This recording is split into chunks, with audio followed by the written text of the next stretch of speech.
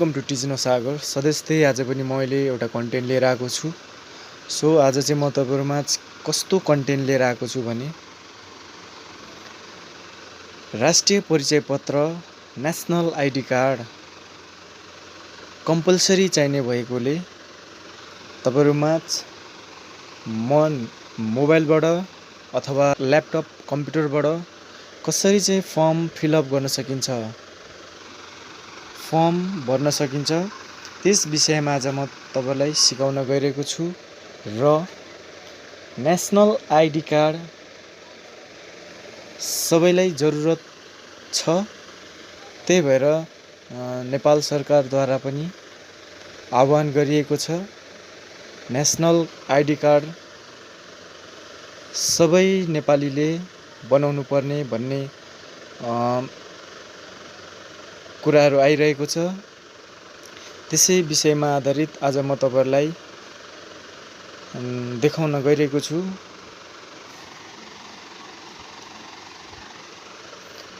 र त्यसको लागि चाहिँ के गर्नुपर्छ भने गुगलबाट फर्म आवेदन गर्न सकिन्छ वेबसाइटको थ्रुबाट। र मेरो च्यानलमा तपाई नयाँ हुनुहुन्छ भने कृपया च्यानललाई सब्स्क्राइब गरिदिनुस् र भिडियोलाई लाइक गर्नुभएको छैन भने भिडियोलाई लाइक पनि गर्नुस् र शेयर पनि गरिदिनुस्।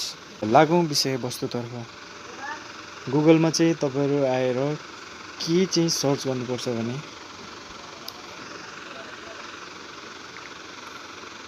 एनआईडी स्पेस दिनुस्।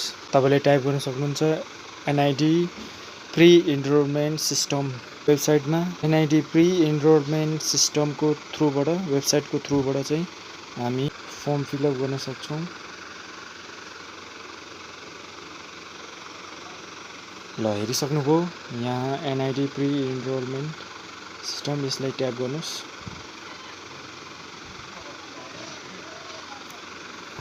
र यस्तो इन्टरफेस खुल्छ।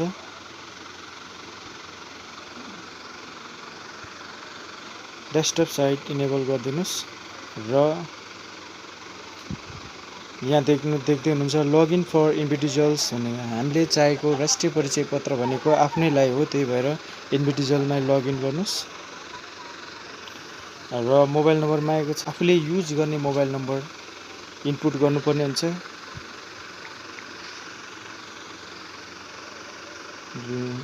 र गो गरिदिनुस्। यहाँ ओटिपी नम्बर आउँछ आफ्नो मोबाइल नम्बरमा, मेरो आइसकेको छ।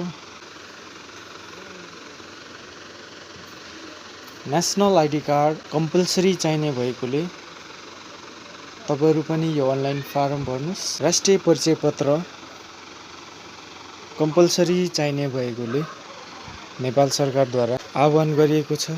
तपाईको मोबाइल नम्बर इनपुट गरिसकेपछि ओटिपी कोड आउँछ। ओटिपी कोड आएपछि यस्तो इन्टरफेस आउँछ र तपाईले न्यू इनरोलमेन्टमा ट्याप गर्नुस्। फर्म भर्दाखेरि ध्यान दिनुपर्ने कुराहरू यहाँ तपाईलाई उल्लेखित गरेको छ।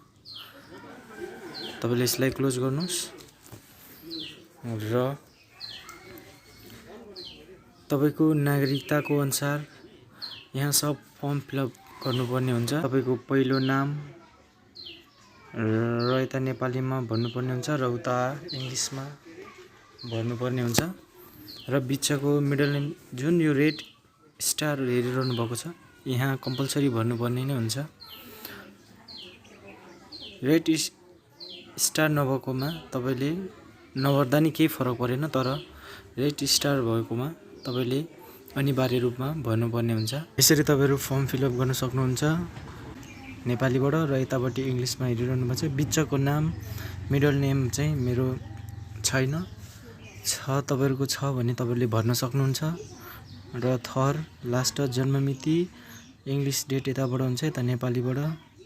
र जन्मस्थान सुनसरीमा हो मेरो। एडिसनल इन्फर्मेसनमा चाहिँ अझ तपाईको लिङ्ग, अब मेल फिमेल, अब पुरुष भए मेल, महिला भए फिमेल भर्न सक्नुहुन्छ। र वैवाहिक स्थिति तपाईको के छ, म्यारिड भए म्यारिड, अनम्यारिड भए सिंगल भए सिंगल, यहाँ सबै किसिमको छ। र म्यारिड र पितृत्वको स्थिति अननोनमा राखिदिनुस्। र शैक्षिक योग्यता हाई सेकेन्ड्री व्यावसायिक कृषि यस्तो यहाँ भर्न सक्नुहुन्छ, हेर्न सक्नुहुन्छ तपाईँले यहाँ। र व्यवसाय यहाँ हेर्न सक्नुहुनेछ। तपाईँ टिचर भए, सरकारी गभर्मेन्ट सर्भिस जे छ तपाईँको त्यो भर्नुपर्ने हुन्छ। र फार्मिङ कृषि र जातको तपाईँको राई यहाँ सेलेक्ट गर्न सक्नुहुन्छ। म चाहिँ राई हो, त्यही भएर राई। र धर्ममा हिन्दू, यो मैले डेमोको लागि मात्रै गरेको हो। र कन्ट्याक्ट डिटेल्स यहाँबाट भर्न सक्नुहुनेछ। अर्को पेज आउँछ, तपाईँको मोबाइल नम्बरहरू भर्नुपर्ने हुन्छ। र फ्यामिली डिटेल्स, तपाईँको परिवारको डिटेल्स दिनुपर्ने हुन्छ। र अपोइन्टमेन्ट सेगमेन्ट पनि आउँछ, तपाईँले यहाँ हेर्न सक्नुहुन्छ। र प्रिभ्यू सबै प्रिभ्यू रिचेक गरी ओके भइसकेपछि तपाईँले एउटा PDF डाउनलोड गर्नुपर्ने हुन्छ। र त्यो PDF लिएर तपाईँले जहाँबाट नागरिकता लिनुभएको थियो त्यहीँ गएर तपाईँले त्यो पेस्ट गर्नुपर्ने हुन्छ। र त्यहाँबाट तपाईँले पेस्ट गरेर पछि त्यहाँबाट कलेक्ट गर्न सक्नुहुन्छ। यसको मैले सिकाएको सबै आफैले भर्नुको के चाहिँ फाइदा छ भने तपाईँलाई छिटो काम हुन्छ त्यहाँ। त्यही भएर तपाईँलाई मैले यो जानकारी दिन चाहेको। तपाईँले आफैले अनलाइनबाट भरेर सजिलैसँग भर्न सकिन्छ। भरेर तपाईँले सर्ट एन्ड टाइममै तपाईँले नेसनल आइडी कार्ड चाहिँ लिन सक्नुहुनेछ। भन्दै आजलाई यति गरौँ। अर्को नेक्स्ट भिडियोमा भेट्नेछु। तर लास्टमा चाहिँ म के भन्न चाहन्छु भने तपाईँको नागरिकतामा जे छ सेम टु सेम भर्नुपर्ने हुन्छ, नत्र पछि दुःख पाइनेछ। भन्दै आजलाई यति गरौँ। धन्यवाद सबैजनालाई हेरिदिनु भयो। र मेरो च्यानलमा तपाईँ नयाँ हुनुहुन्छ भने च्यानललाई सब्सक्राइब गरिदिनुहोस् र बेल आइकनलाई नि प्रेस गरिदिनुहोस्। भन्दै आजलाई यति गरौँ। धन्यवाद। पूर्वाधार विकास गर्ने काम चाहिँ हामी लगभग अब सकिसक्यौँ। दोस्रो छ नागरिकहरूको विवरण दर्ता गर्ने। नागरिकहरूको विवरण दर्ता गर्ने काम चाहिँ अहिले हामीले लगभग हाम्रो टार्गेटको 1/3 भन्दा बढी 35% जति हामी पुगिसकेका छौँ। तेस्रो एक्टिभिटिज भनेको चाहिँ कार्ड हाम्रो पर्सनलाइज गरेर डिस्ट्रिब्युट गर्ने। त्यसमा चाहिँ हामीले 12 मिलियन भनेको 1,20,00,000 कार्डको लागि हाम्रो ठेक्का सम्झौता भएर त्यसको लागि हाम्रो LC ओपनिङको लास्ट स्टेजमा पुगेको छ। आफ्टर LC ओपनिङ 15 देखि 20 दिनसम्म हामीले 20 दिनमा चाहिँ हामीले यो कार्ड पाउँछौँ। नयाँ कार्ड आउने, नयाँ डिजाइनको कार्ड आउने चाहिँ हाम्रो एक्सपेक्टेसन्स रहेको छ। र त्यसपछि 2 महिनाभित्र त्यो सबै कार्डको टेस्टिङहरू सबै सकेर चाहिँ हामीले पर्सनलाइज गर्न सुरु गर्छौँ र त्यसलाई डिस्ट्रिब्युसन सुरु गर्न सक्छौँ भन्ने हाम्रो लक्ष्य रहेको छ। इभन त्यो डिस्ट्रिब्युट्स गर्दाखेरि चाहिँ स्वयं व्यक्ति उपस्थित भएर उसको फिङ्गरप्रिन्ट भेरिफाई भएपछि मात्रै कार्ड इस्यु गर्नेसम्मको कन्ट्रोल मेकानिजम्सहरू रहेको छ। त्यो सबै पुर्याउनु पर्ने हुन्छ। त्यसपछि हामी 2 महिनापछि चाहिँ सुरुमा महिनाको 3-4 लाख होला पहिलो महिना। त्यसपछि चाहिँ हामी महिनाको एराउन्ड 5 लाख एराउन्डमा चाहिँ हामीले डिस्ट्रिब्युट गर्ने अहिलेको क्यापासिटीमा छ। किन भन्दा हाम्रो मेसिनले चाहिँ 1 आवरमा 1000 प्लस पर्सनलाइज गर्न सक्छ। र आवश्यकता पर्यो भने हामी नयाँ मेसिन थपेर पनि यसलाई स्पिड अप गर्न सक्छौँ। के भने नेसनल आइडीमा बायोमेट्रिक भेरिफाई हुने बित्तिकै पासपोर्टको एप्लिकेसन विदिन सेकेन्ड्समा एक्सेप्ट हुने प्रोभिजन छ। अर्को इन्ट्रिगेसन्सको हामीले टेस्ट गरिसकेको चाहिँ राष्ट्रिय परिचय नम्बर जुन छ, नेसनल आइडेन्टिटी नम्बर, व्यक्ति जन्मने बित्तिकै जन्म दर्तामै त्यो उल्लेख गरेर दिने, यो प्रोसेस पनि हाम्रो चाहिँ लगभग टेस्ट भएर बसिरहेछ। अब हामी चाहिँ एउटा मन्त्रालयबाट निर्णय गराएर त्यो चाहिँ हामी एक्जिक्युट गर्दैछौँ। अर्को स्टेपमा चाहिँ ब्याङ्कमा टेलिकम सर्भिस प्रोभाइडरहरू सबैले चाहिँ आफ्नो सर्भिसेसमा चाहिँ नेसनल आइडी इन्ट्रिग्रेट गर्नुपर्छ भनेर 2-3 राउन्डमा हामीले सम्बन्धित निकायहरूसँग छलफल पनि गरिसक्यौँ। त्यसमा अब यो पासपोर्टको सकिसकेपछि 15-20 दिनमा हामी त्यो कुराहरू पनि एक्सपेडाइट गर्छौँ। र हामीले अब अर्को 1 वर्ष चाहिँ हाम्रो लागि चाहिँ मेन क्रिटिकल कुरा चाहिँ हामी अरू सर्भिसेसहरू ब्याङ्किङ प्रायोरिटीमा, त्यसपछि टेलिकम, त्यसपछि इनल्यान्ड रेभिन्यू, त्यसपछि ल्यान्ड रेजिस्ट्रेसन, ट्रान्सपोर्ट म्यानेजमेन्ट, यिनीहरू चाहिँ कि पब्लिक फेसिङ सर्भिसेसहरू अथवा सर्भिस प्रोभाइडिङ एजेन्सिजहरूमा चाहिँ नेसनल आइडीको इन्ट्रिग्रेसन्स गर्ने हाम्रो लक्ष्य रहेको छ 1 वर्षभित्रमा। र त्यसलाई चाहिँ हामी अनि कम्पलसरी गरेर नोटिस पनि हामी राजपत्रमा चाहिँ ग्याजेटमा नोटिस पब्लिकेसन गर्छौँ। त्यसपछि के हुन्छ त भन्दाखेरि नेसनल आइडी कार्ड अथवा नेसनल आइडी नम्बर बिना सर्भिसेसहरू कुनै पनि नपाउने स्थिति चाहिँ रहन्छ। त्यसको इम्पोर्टेन्स चाहिँ त्यहाँसम्म रहेको छ। कसैले पनि बायोमेट्रिक क्याप्चर गरेर स्टोर गरेर राख्न अरू एजेन्सीले जरुरी छैन। जस्तै लाइसेन्सले पनि छैन, के अरे ट्याक्स अफिसले पनि छैन, केवाइसी भनेर बनाएकोले पनि त्यो कुरा जरुरी छैन। उहाँहरूले बायोमेट्रिक अहिले लिनुहुन्छ, नेसनल आइडीसँग कम्पेयर गर्ने हो। नेसनल आइडीसँग मिल्यो भनेपछि त्यो व्यक्ति भेरिफाई भयो भनिसकेपछि अगाडि फर्दर उसको चाहिँ प्रोसेस जे हो त्यो गरिदिनु पर्ने हो। त्यसरी नै जाने हो। जस्तै अहिले अनलाइन ट्रान्जेक्सन्सहरूमा चाहिँ लिमिट देखिरहेछ नि, त्यो लिमिटलाई चाहिँ हामीले इन्हान्स बढाउन सक्छौँ। किन त भन्दा व्यक्ति अथेन्टिकेट हामीले नेसनल आइडीबाट ब्याङ्कहरूले गर्न सक्छ।